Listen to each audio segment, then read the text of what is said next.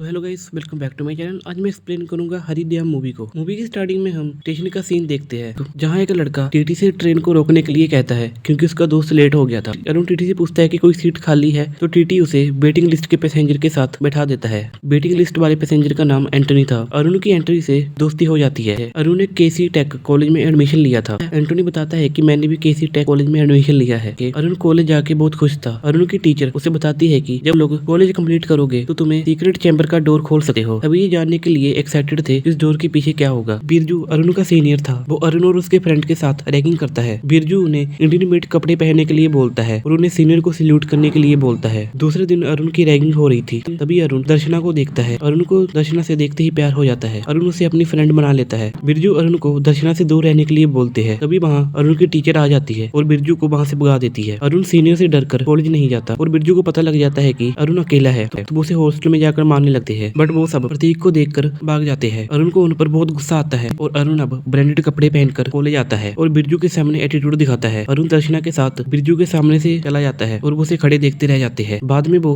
अरुण को मारते हैं। अरुण इस बार हंसते हंसते मार खा रहा था क्योंकि इस बार वो तीनों रेस्टिकेट हो जाते हैं। एंटोनी अपनी जीप से मिलने गया था और वो साथ में अरुण को भी ले गया था। उसकी जीप के साथ एक लड़की थी जो अरुण को अच्छी लगी थी। जब उस लड़की ने अरुण से पूछा कि तुम सिंगल हो तो अरुण ने उसे हाँ कह दिया और उसके साथ अमरेला किस पॉइंट पर बैठ गया। वो कुछ पल के लिए दर्शना को भूल गया था बट तभी वहाँ पुलिस आ गई थी। दूसरे दिन अरुण दर्शना को सब कुछ बताने वाला था बट तभी एंटोनी उसे बोलता है कि तुमने कुछ नहीं किया इसलिए तुम्हें कुछ बताने की जरूरत नहीं है। दर्शना अरुण से अमरेला के पॉइंट के बारे में बात करती है कि कल वहाँ पुलिस आई थी। तभी अरुण का दोस्त उसके लिए वही येलो अमरेला लेके आता है। दर्शना उसे देख के समझ जाती है कि कल अरुण भी वहाँ गया था। दर्शना अरुण से ब्रेकअप कर लेती है। अरुण दर्शना को मनाने की कोशिश करता है बट दर्शना उसकी एक बात नहीं सुनती और उसे ब्रेकअप कर लेती है। अरुण अब बहुत गुस्से वाला बन गया था। वो जूनियर की रैगिंग करता था और उन्हें मारता भी था। अरुण और उसका फ्रेंड हॉस्टल छोड़ के अपने दोस्त के पास रहने लगे हैं। दर्शना केदर को डेट कर रही थी। अरुण दर्शना को समझाता है कि ये लड़का तुम्हारे लिए सही नहीं है पर दर्शना उसकी बात नहीं सुनती और केदर के साथ चली जाती है। और रेस्टोरेंट में दर्शना केदर के फोन में किसी लड़की के मैसेज पढ़ लेती है और उसे थप्पड़ मारती है। केदर दर्शना को धमकी देता है वो अपनी और उसके फेयर की अफवाह फैलाएगा पर अरुण केदर को मारकर दर्शना से माफी मंगवाता है पर दर्शना अब भी अरुण को माफ नहीं करती। अरुण अपना दोस्त का पीछे छोड़कर अपने फॉरेन फ्रेंड के साथ रहने लगता है। अरुण सेल्बा के कंबाइंड स्टडी ग्रुप में ज्वाइन हो जाता है और फर्स्ट आता है। सेल्बा टॉपर था और उसके बहुत सारे सपने थे पर सेल्बा का एक्सीडेंट हो जाता है और उसकी मौत हो जाती है पर सेल्बा के फ्रेंड उसके स्टडी ग्रुप को चालू रखते हैं। अरुण अब सुधर गया था और वो जूनियर से भी सही बिहेव करता था। कॉलेज खत्म होने के बाद सभी सीक्रेट चैम्बर में जाते हैं। सीक्रेट चैम्बर में सभी अपने कॉलेज की यादें दीवार पर लिखते थे और अपना एक्सपीरियंस शेयर करते थे। अब हम 2 साल बाद का सीन देखते हैं। अरुण अब फोटोग्राफर बन गया था और वो दर्शना से भी कभी कभी बात करता था।